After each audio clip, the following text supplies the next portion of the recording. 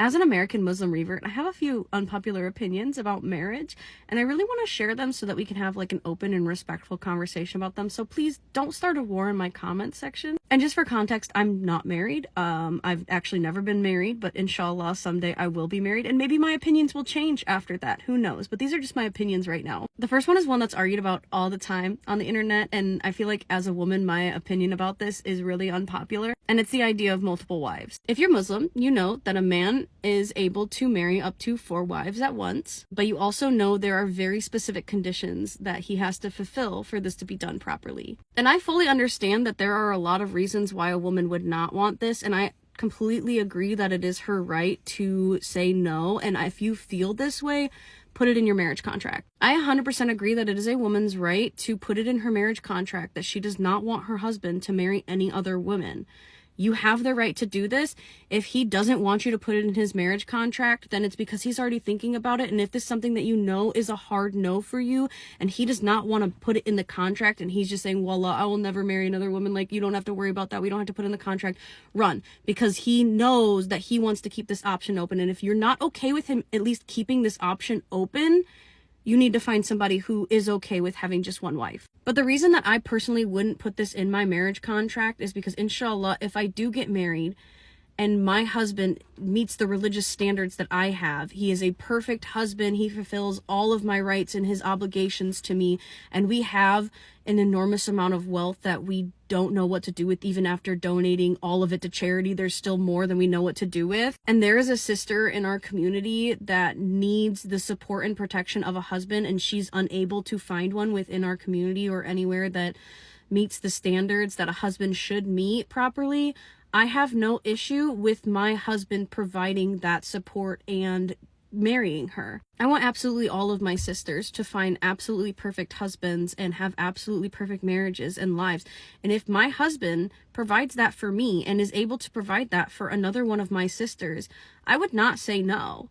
As long as it was done in a fair and equal way, in a way that we all agree upon, whether it's we're next door neighbors and we're best friends and we spend every day together, or we live on opposite sides of the city and we have separate lives, whatever is agreed upon between us, as long as it was done in a fair and Islamic way, I would not say no to this situation. And I feel like there can be a lot of like social benefits to this kind of situation depending on what kind of relationship is agreed upon between us. But I emphasize that it would have to be done in the correct and Islamic way. I would not agree to this just because he's lusting after another woman or he wants someone to babysit our kids when we go out on trips. Like, I would not be okay with that. Another thing that I see argued about a lot, especially on here, and something that I understand why people have the opposite opinion of me on this, is living with the in-laws. I 100% agree that there are a lot of reasons why you shouldn't live with your in-laws, and there's a lot of problematic situations that can come from this. But for me personally, I have a few very specific reasons as to why I would want to do this temporarily, like for a year or two. The first reason would be bridging cultural differences. Now, for me personally, I don't specifically intend to marry like another American revert. I know that a lot of people think that for American reverts, we should only marry other American reverts. I don't agree with this whatsoever. It is sunnah to marry outside of your culture. And I'm not going to sit here and say that I completely disregard any American revert who would want to consider me for a wife, but I would like to marry outside of my culture. Whether that's marrying somebody who is from a different country or marrying somebody whose parents or grandparents came from another country, but they were raised within their family's culture. This is something that I personally would want to pursue because I think that it's good for Muslims to meld cultures. And I feel like being able to live with his family for at least a short amount of time would really help us bridge those cultural differences, because especially as an American, I'm not taught anything about any other cultures growing up. Like, we have absolutely no cultural education in this country. So all of that cultural education would need to come from him and his family. Something very specific to me is food.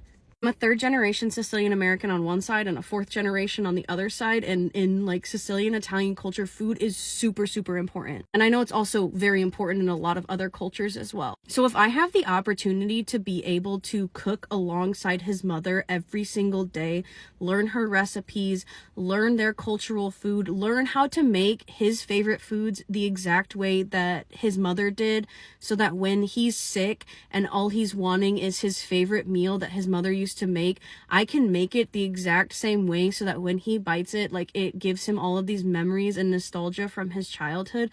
Like, I feel like that is such an important thing to me. Another reason that I think it would be really beneficial to live with his in-laws or family temporarily would be language. If his first language is not English, or he grew up in a bilingual or multilingual household, I would really want to be able to learn those languages. And if you know anything about learning languages, you'd know that one of the best ways to really understand and learn a language fluently is to be immersed in that language. Being able to live in a household where English may not be the main language that people speak would help me significantly with learning this language. And I would want to make sure that our children are bilingual or multilingual. And also, let's be honest, you kind of want to know what the other people are saying around you. And if they're speaking a language you don't understand, you don't know if they're saying something negative about you or not.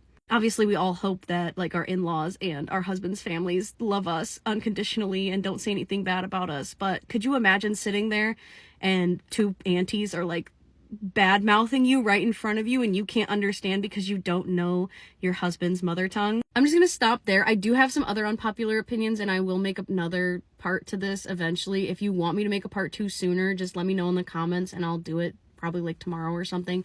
But yeah, those are some of my unpopular opinions, and I'm very open to having respectful conversations about it in the comments section. Leave your thoughts. Let me know if there's something that I should consider that I'm not considering. But yeah, bye.